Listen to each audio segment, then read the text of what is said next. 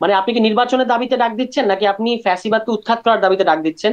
তো ছাত্রদের দিক থেকে যখন ফ্যাসিবাদ উৎখাত করার দাবিতে ডাক আসলো, তখন জনগণ তো তৈরি ছিল, এটা তো সত্য কথা। আওয়ামী লীগ সরকার কিন্তু এবারও কোটার দাবিটা মেনে নিয়েছিল। এবারও তারা মেনে নিয়েছিল, আদালত থেকে রায়ও এসেছিল, কিন্তু তারপরও আন্দোলনটা থামে নাই। তাওয়া আসলে জানুয়ারির পরে ঠান্ডা হয়ে গিয়েছিল, পুরোপুরি ঠান্ডা হয়ে গেছিল জানুয়ারি আন্দোলন ফেল করার পরে। এবং ছাত্ররা যখন আবার নতুন করে নেমেছে, অবশ্যই জনগণ নামবে, কিন্তু কারা ডাক দিচ্ছে এবং কি ডাক দিচ্ছে এটা তো ইম্পর্টেন্ট। মানে আপনি কি নির্বাচনের দাবিতে ডাক দিচ্ছেন নাকি আপনি ফ্যাসিবাদকে উৎখাত করার দাবিতে ডাক দিচ্ছেন? তো ছাত্রদের দিক থেকে যখন ফ্যাসিবাদ উৎখাত করার দাবিতে ডাক আসলো, তখন জনগণ তো তৈরি ছিল, এটা তো সত্য কথা। জনগণ তৈরি ছিল, কারণ জনগণের প্রত্যেক সেকশনের পিপল আসলে নানাভাবে এই ভুক্তভোগী ছিল এই ফ্যাসিবাদের। ফলে তারা দ্রুত রেসপন্স করেছে। কিন্তু আমি শুধু জোরারোপ করতে চাচ্ছি যে জানুয়ারিতে কেন বাংলাদেশের জনগণ, তারা কি ভোট দিতে চায় না?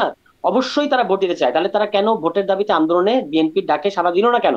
বিএনপি তো তখন আহ্বান করেছে যে আপনারা নামুন, নামে নাই। ওই ওই ওই জিনিসটা আমি ব্যাখ্যা করেছি যে ভোটের দাবিতে আন্দোলন করলে, এবং ভোটের দাবিটাই একমাত্র জনগণের দাবি, এই দাবি করলে জনগণ কখনো সাথে নামবে না, জনগণের অন্যান্য সমস্যাকে অ্যাড্রেস করতে হবে।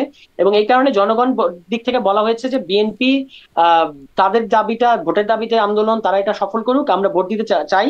কিন্তু সেই জন্য আমরা রাস্তায় গিয়ে জীবন দিব না। আমরা জীবন দিব এই যে জুলাই মাসে। যদি আপনি বলেন যে আপনি ফ্যাসিবাদ উৎখাত করতে চান, ছাত্ররা ওই আপনার একেবারে জুলাইয়ের 9 তারিখ থেকে তাদের ল্যাঙ্গুয়েজ গুলো খেয়াল করবেন। তারা যখন বাংলা ব্লকেট বলছিল, তারা বারবার বলছিল যে আমরা আজকে ফার্মগেট পর্যন্ত এসেছি, আগামীকাল আমরা গণভবনে যেতে চাই, আগামীকাল আমরা সংসদ যেতে চাই। তারা কিন্তু এটা ঠিক যে 3 তারিখে এক দফার কথা বলেছে, কিন্তু তারা পুরো জুলাই মাস জুড়ে নানা ধরনের ইঙ্গিত তারা দিয়ে যাচ্ছিল। এবং 9 দফাটা যদি আপনি খেয়াল করেন, 16 বা 17 তারিখে 9 দফা, ওই 9 দফাই তো আসলে ডিফেক্টো এক দফা। ওই 9 দফা মানার মতো 9 দফা ছিল না। মানে ওই 9 দফা মানলে, একটা দফাও মানলে, ওই 9 দফার একটা দফাও যদি আওয়ামী লীগ মানে, তাহলে আওয়ামী লীগ আর আওয়ামী লীগ থাকে না। মানে শেখ হাসিনা কি ক্ষমা চাইতো? 1 নম্বর দাবিতে এটা ছিল, শেখ হাসিনাকে ক্ষমা চাইতে হবে। 2 নম্বর দাবিতে ছিল ওবায়দুল কাদের, আসাদুজ্জামান খান, কামাল, এদেরকে পদত্যাগ করতে হবে, ছাত্রলীগকে ক্যাম্পাস থেকে বের করে দিতে হবে, এই সমস্ত ছিল দাবি। ফলে ছাত্ররা, আমি বলবো যে ঐতিহাসিক প্রজ্ঞার পরিচয় দিয়েছে।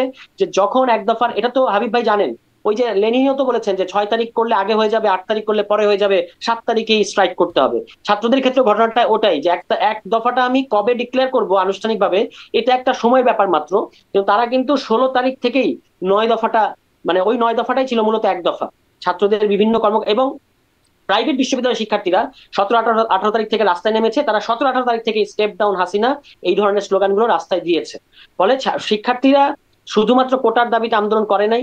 আন্দোলন আবু সাইদ শহীদ হওয়ার পর থেকেই এই আন্দোলনে কোটা আর ইস্যু ছিল না। তখন কোটা মানলেও, যদি ইভেন শেখ হাসিনা কোটা মেনেও নিত বা ছাত্রদের দাবি মেনেও নিত, ছাত্ররা রাস্তাতেই থাকতো। এবং শেখ হাসিনার এবং আওয়ামী লীগের, আপনি তো দেখতে পেলেন কারফিউ দেওয়ার পরে কি মনে হয়েছিল, শেখ হাসিনা আন্দোলনটা সামাল দিয়ে ফেলেছেন। কিন্তু যেই মাত্র আপনি কারফিউ উঠালেন এবং ইন্টারনেটটা আবার রিস্টোর করলেন, কিভাবে মানুষ রাস্তায় নেমেছে। ফলে মানুষ এটার জন্য প্রস্তুত ছিল। দরকার ছিল একটা ঐতিহাসিক নেতৃত্ব এবং একটা ঐতিহাসিক দাবি, যে কোন দাবিটা আপনি জানাচ্ছেন। আপনি বলেছেন, দেখুন ছাত্রদের এক দফার মধ্যে বলা হচ্ছে ফ্যাসিবাদের পতন, ফ্যাসিবাদী ব্যবস্থার বিলোপ। হুম। এই কথাটা জনগণকে আকৃষ্ট করেছে যে এটা শুধুমাত্র নির্বাচনের দাবি না, এটা হচ্ছে একটা বৃহত্তর গণতান্ত্রিক সংস্কার কিংবা গণতান্ত্রিক ব্যবস্থার ডাক। সেই ডাকে জনগণ সাড়া দিয়েছে এবং রাইটলি দিয়েছে, এবং দিতই। 18 সালে শেখ হাসিনা যে গোয়ার্তুমি করে, তখন কি ছাত্ররা কোটা বাতিল চেয়েছিল? তখন ছাত্ররা বলেছিল কোটার যৌক্তিক সংস্কার করেন। শেখ হাসিনা তখন বলেছেন যে কোটাই থাকবে না। এই যে কোটাই থাকবে না আপনি যখন বললেন, তখন তো যারা যৌক্তিকভাবে কোটার দাবিদার, তারা এবার অ্যাগ্রিভড, তারা আদালতে গেছে। ফলে এটা ছিল শেখ হাসিনার একটা কৌশল। এবং শেখ হাসিনার তো আপনি জানেন, আপনি নিশ্চয়ই এটা আমার সাথে একমত হবেন, যে শেখ হাসিনা কিন্তু ধরাককে সরাক জ্ঞান করা টাইপের একজন মানুষ। তিনি মনে করেন যে তিনি যেটা বলবেন সেটাই হয়ে যাবে, এবং তিনি কাউকে তার তোয়াক্কা করতে হবে না। তিনি মুখ দিয়ে বলেছেন ওটা থাকবে না, এবং তারপর আবার আদালতের মধ্য দিয়ে এসেছে, এবং তিনি বলবেন যে এটা তো আদালতের মধ্য দিয়ে এসেছে, আমি কি করতে পারি, সুতরাং আমাকে কোটা রাখতে হবে। এগুলো হচ্ছে তার খামখেয়ালিপনা, তার গোয়ার্তুমি এবং তার ঔদ্ধত্য। এই সমস্ত জিনিসের তিনি আসলে এবার প্রাইস পে করেছেন।